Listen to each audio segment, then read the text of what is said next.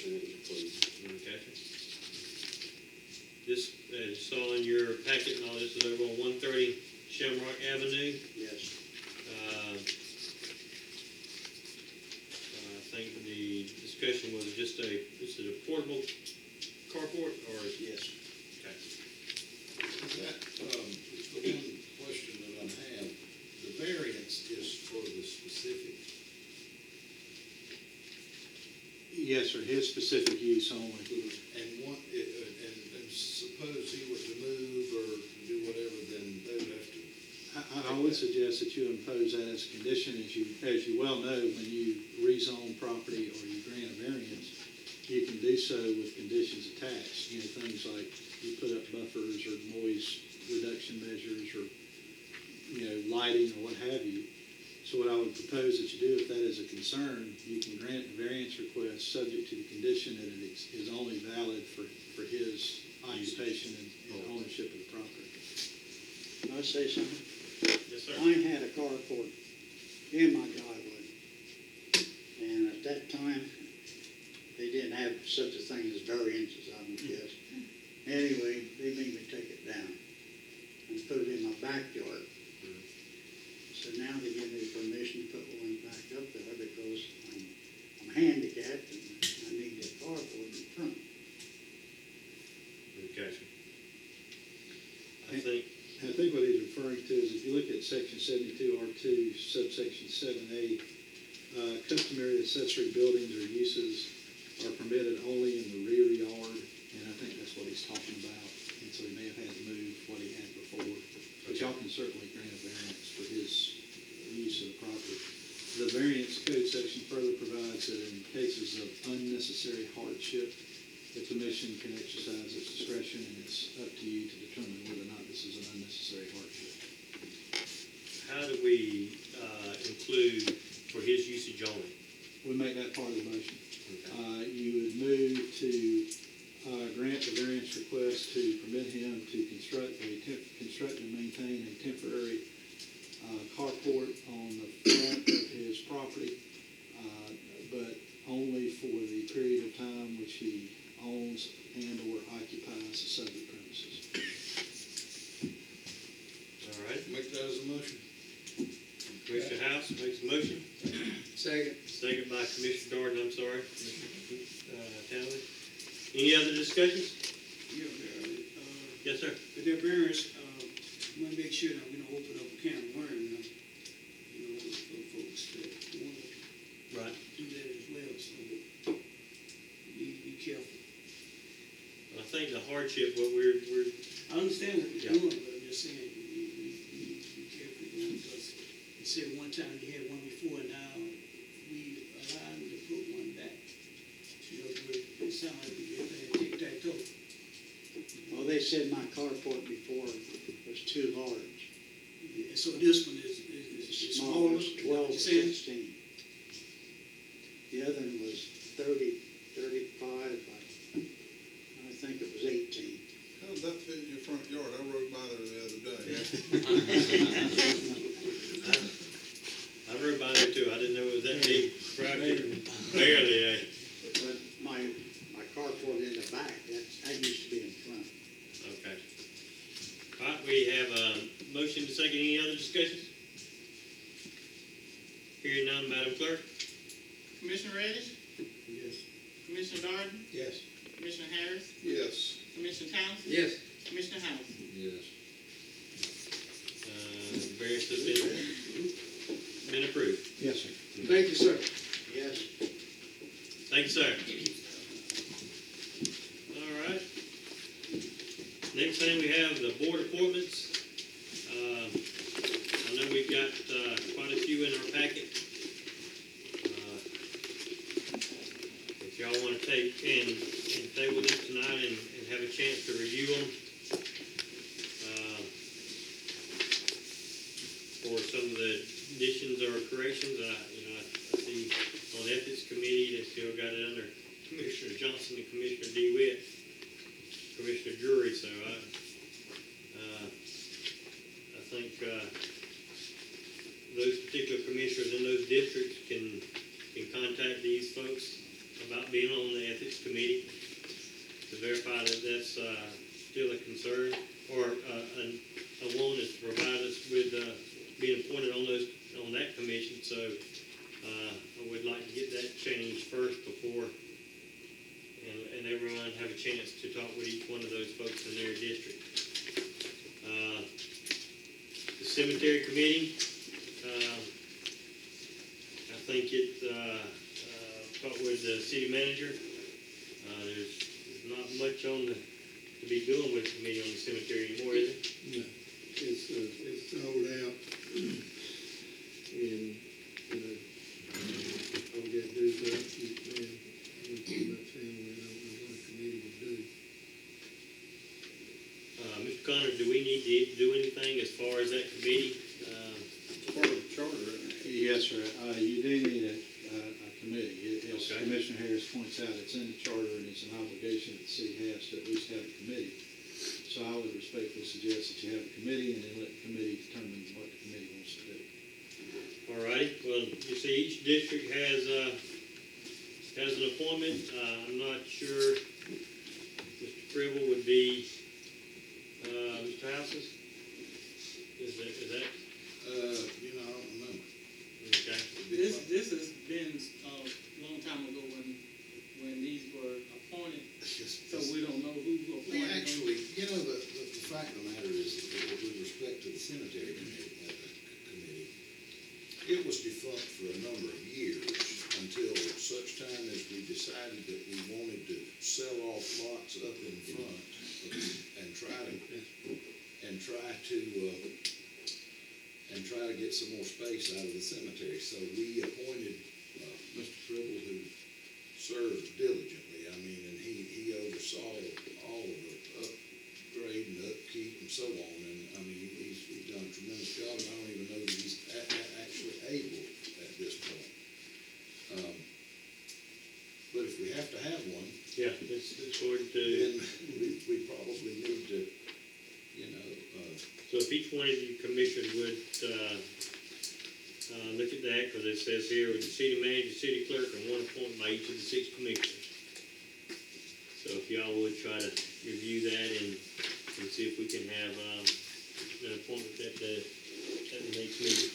if we can, what we might do, which might, I don't know whether this might help or may not help, I don't know.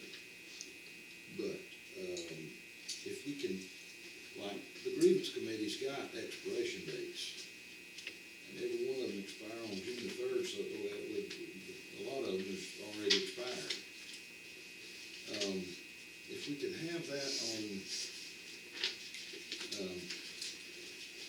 every one of these committee sheets so that we know. We will, that's what we're trying to do. We're trying to make it where. We're just trying to pull get it some out. housekeeping You done. know everything about it. Right. Just like the terms and all, they used to not be, on the bottom of this list. We Right. put them there while we was doing all this research and added on. So that's what we're trying to do. We're trying to make everything efficient Right. and correct. So we know what we're dealing with. Right, and that's the only reason why we had the grievance board, because that was the last one that y'all worked with. As far as appointment, that was the most up to date, put it that way.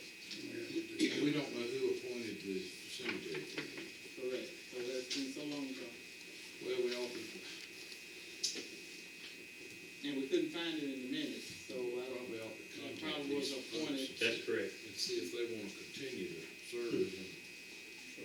And to the fact that we got this, just over the holiday, and I would suggest that we table some of this. Yeah, oh yeah, I agree. Until we can, contact these folks and Yeah. see if they're willing to continue to serve, or we need to replace them. I agree. This is just a housekeeping measure. Yeah, I understand what we're doing, but I'm just saying, Yeah. we don't We don't need, expect you to vote. Yeah, because I know there's one that's deceased, one of them's in, nursing home, so, yeah. So if you will, each district has an appointment. The two that I know still, Mr. Fribble and Mr. Welch are still, I mean, they may not want to serve, but if we will, they're in your district, you'll contact them.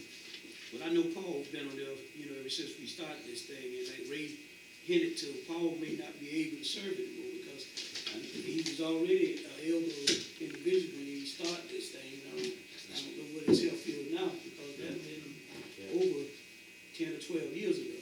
He was in City Hall recently, in pretty good shape. He's still in ground pretty good. Yeah, I don't know if anything like couple of months. But we can contact him Or you first. find somebody else. Yeah. And these are just 3 boards that we have. We've got to do some updating to some more boards. Can you email us? Yeah, can we just, the idea might be is if we can just get all the, you know, it's very, I've said this before, it's awfully difficult to get folks to want to volunteer and serve, and it's really, you know, but we need to know, so when you go through it, so we got, how many more boards do we have? I don't know, the problem we were having is finding the terms, you know, If trying to we- find that information. If So you that's can why get- if you- these were the only 3 that we had all the information on, other than, you know, who appointed some of If them. you could get all the, if you could just probably get all the boards, But these, all of them, try to get all of them with all the, email it to us, and then maybe we can go from there. And help you. these terms, Mr. Connor, they're all in the charter? Not all the boards are in the charter. The other boards that I had identified, because your point's well taken, and it's sometimes scary that we think alike, but at any rate. One of the things that I had done is gone through the code and tried to identify the other boards, because, you know, if y'all gonna do this, do it all at one time. Right. We have the PZ board, planning and zoning, and I'm not sure what the status of those terms are. We then have a board of zoning appeals, and that's been, we haven't used that very often, but there's been a time or two that it's come up, and I think we were scrambling around one time to try to appoint the board of zoning appeals. And so that's another one. We have the tree board. You know, we did have a big lawsuit, I don't know, Rose, 2-3 years ago, and they cut all the trees that contained fried chicken. So the tree board was important then. I don't know how important it is now, but and then of course you have your DDA It's still board. an active board. That's correct. It really is, it's probably one of the most. Kentucky Fried Chicken Board? So if you add to the boards that you have here, grievance, ethics, cemetery, those 4 boards, PZ, zoning appeals, Health board. DDA, and tree board, I No, think. we don't do that. I Yeah, think we have appointment We for have health a board. We have a appointment, that's the mayor's. Yes, just one. Yeah.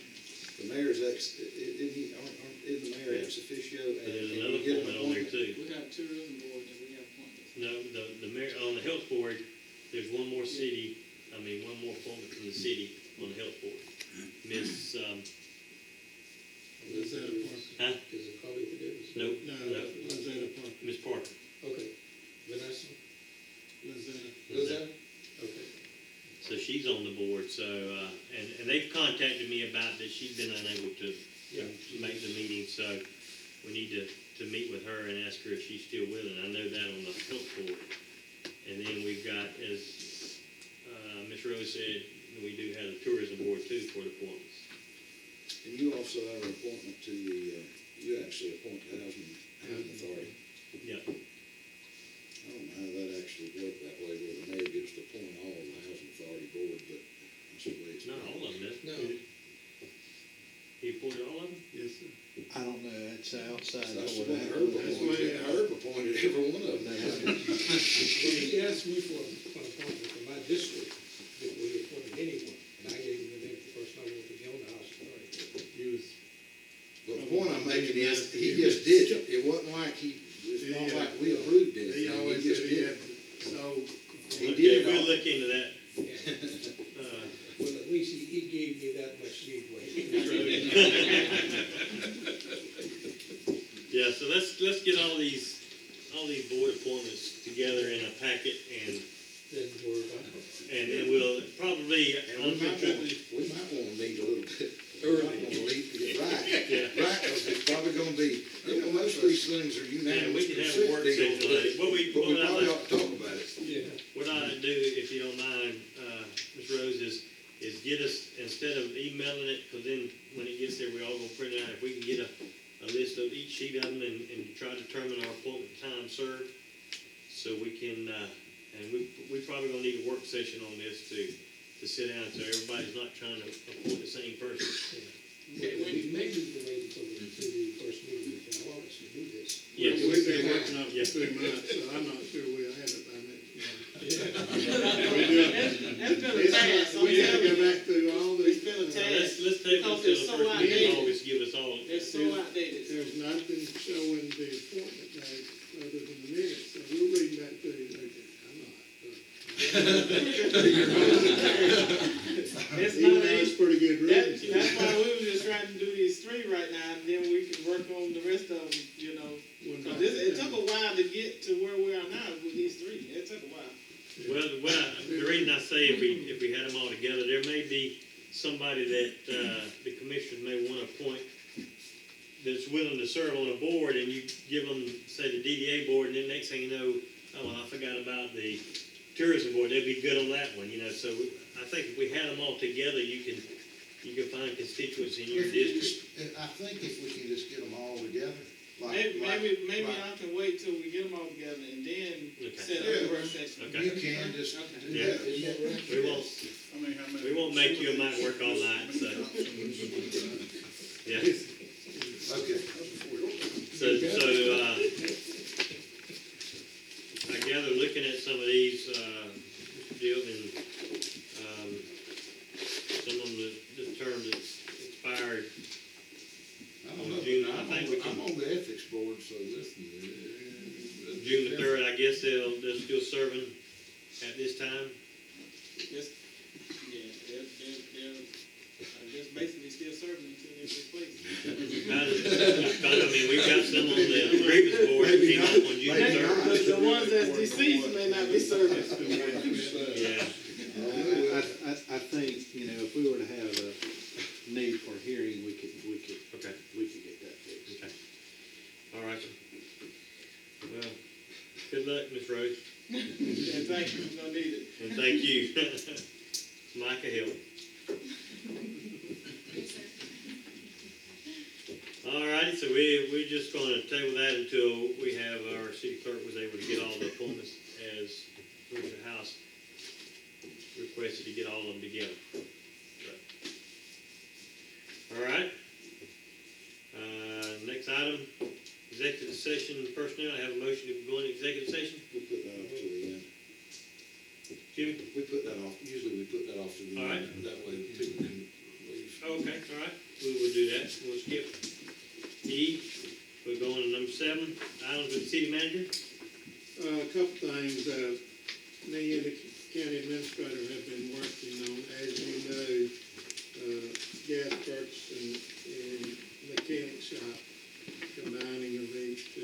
We're almost there. We have done some of the mechanic shop. We're waiting on a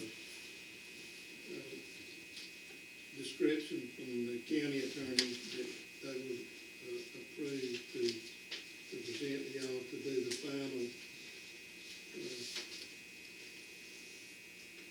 leg of that journey. So, but we have been doing some of it so far, and they were supposed to bring me the gas purchase cards today. I did not do them, but probably by tomorrow or the day after, we'll be doing the gas already.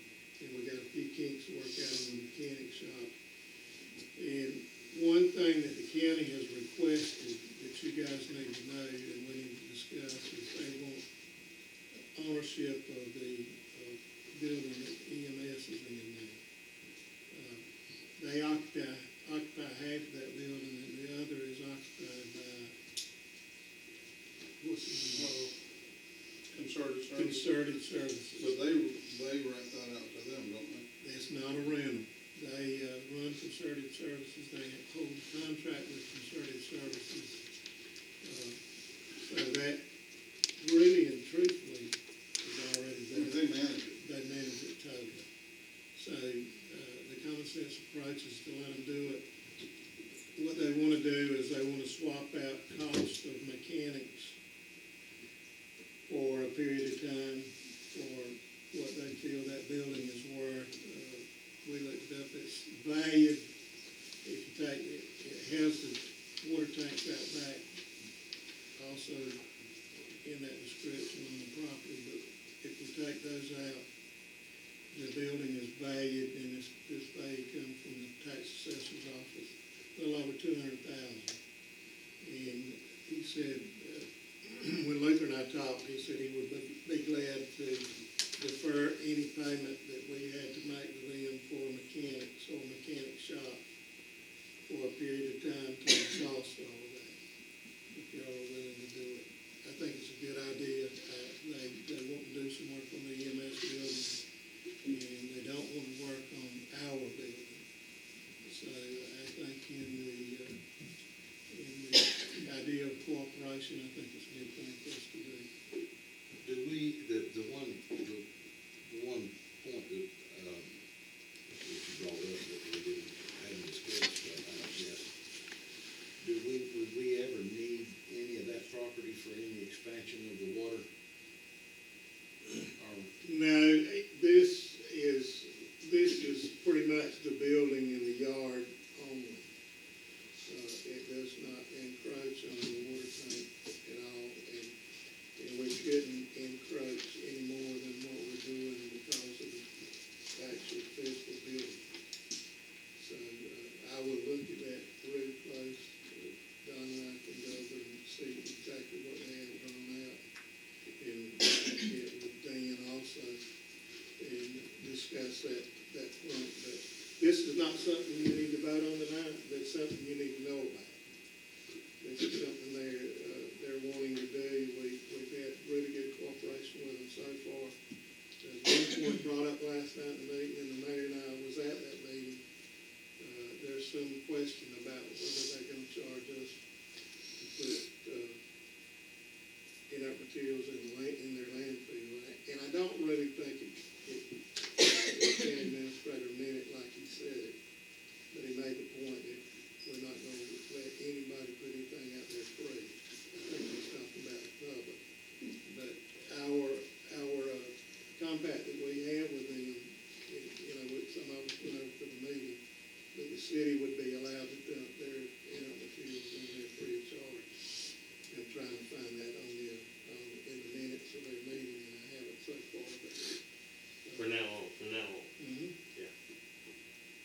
we probably need to talk about that. But I'm actually for it, I'm not against it. I guess my question would be is, how do you keep up with mechanics charges to get to $200,000? What's gonna be, that's all gonna be written up in the agreement. No, it's gonna be written up in the agreement. The agreement's gonna say that they employ, and we pay back, we repay, 2 mechanics and the, power bill on the mechanic shop, and they use our shop. So it's, we're talking about $60,000 plus fringe benefits. It's 60. I have all of that in writing, but I'm just letting you know Okay. out front. We're discussing We'll that. be discussing that a little bit later. It's something like $60,000 a year for 2 mechanics, and their benefits will be added onto that, and the power bill at the shop. When I watched that movie Draft Day, they'll throw in the inert landfill, they got a deal. Well, and I think it's already thrown. And That's a big deal for us. it is, and that's part of it, and in fact, that ought to be a part of any kind of. Well, I feel sure it is, but he did make that statement last night. Because look, I'm for helping them out, they've helped us out Yeah, a we bunch should. in the last little bit with paving and a whole bunch of different, they are helping us out, and I'm for whatever we have to do to, you know what I mean? Yeah. To get along. However,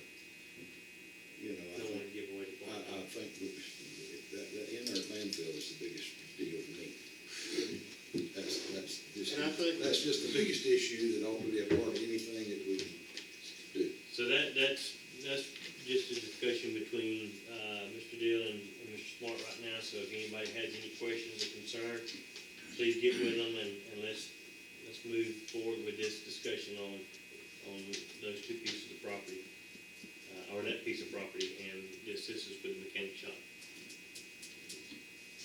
Okay?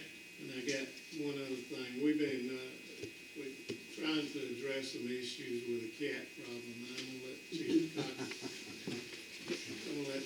comment on that. This has come up, some of y'all remember it coming up a year or so, 3 years ago, 3.5 years ago. And, it's come up again in the last few days, and I've had several calls, and the chief has had some calls, and Commissioner Nichols, I know, has had some calls. Well, this has been kind of an ongoing issue for several years, and, we don't want to be so restrictive with our, feral cat problem, because there's a lot of folks that don't want to see, feral cats starving or not fed or taken care of. But the reality is that there are a lot of areas in the city where the feral cats can be a problem if they're fed and they breed in certain areas for the business areas, some of the churches, the schools. They can be a problem, and there's also health issues related to it. However, there is nothing on our ordinance books, there is nothing in the state laws that actually has anything that gives us any authority to enforce any type of restrictive activity regarding the taking care of, feeding of animals, dogs, cats, or feral cats on public property or private property. Well, private property there is, but public property such as city streets and any roadways belong to the public. And unfortunately, there actually is several folks that actually go around and do exactly that. They go around and they drop food on city sidewalks and parking lots, public parking lots, and it has become, off and on a kind of a problem. Now, we've done some checking with different agencies surrounding us, and what is available to some cities is an ordinance that they put in place, and it's very simple, where it just gives a little bite of maintaining some type of restrictive activities of feeding animals, feral cats, or any on private property and public property. And if that is enacted, then we can probably have a little bit of say-so. We can probably enforce it to the point where, we can at least refrain or have these folks refrain from doing it in these areas in public. But it's up to you folks over there to decide if you want to do something like that. I do have a copy of Savannah's, which is just a paragraph that they added to their animal control ordinance, and if you'd like a copy of it for review, and I've got one right here, and I'll read it. It's just a paragraph, and all it says is, stray dog or cat, any person who intends to provide care and sustenance for any dog or cat shall be deemed to be the custodian of the said dog or cat unless a true and rightful owner is located. No person shall feed or provide sustenance to any animal, dog, or cat upon the public property or private property of others, except with the express permission of the owner of the said animal or property owner upon which said food or sustenance is being provided. Very simple, just it would be something that you could consider if, it would give us the authority to not being able to enforce these folks that are just leaving food on sidewalks or public property, and especially in the business districts and, the schools and the churches. And they do cause a problem because what they do is they'll use the bathrooms in the, the planters, and it can be a health hazard in that regard. So, and if they start breeding in those areas, it becomes, over the last several years, I've received a lot of calls on this activity, and we try to encourage these folks not to do it. And, we've identified probably about 5 or 6 folks that actually do it on a regular basis. You know, and I understand they want to make sure that the animals aren't starving, but they're feral cats, and there's nobody actually owns them. They're just living in the wild. This is, we want to bring this to you for information, and we get with Mr. Connor and let him draw up what we need to put in there.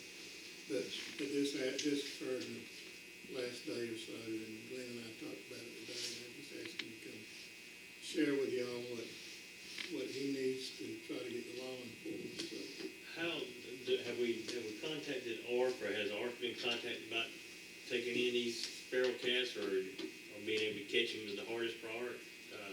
Well, they're wild cats, and they are difficult to catch. I mean, you can catch a few of them, but you know they live in colonies, and usually they live underneath houses and abandoned places in the wooded areas adjacent to the schools, and they just hang around underneath the basements of houses, and they just come out to feed when most of the time when they know these folks are coming around. Empty building, put in the building. But yeah, there's several empty buildings that they do like to congregate to, and you know, I get phone calls from time to time about the feral cat problem, and but it's something there to consider. I think it would, if there is an ordinance, it would help us definitely in being able to actually enforce, you know, an activity to prevent them from just doing it out in public on our city street, on our city sidewalks and private parking lots and areas of that. And we can tell them you just can't do that type of activity. We'll just have to encourage them not to do it. We're gonna face a lot of, we're probably gonna face a fair amount of potential blowback. Because what you're asking is those people there feel like they're keeping them from starving.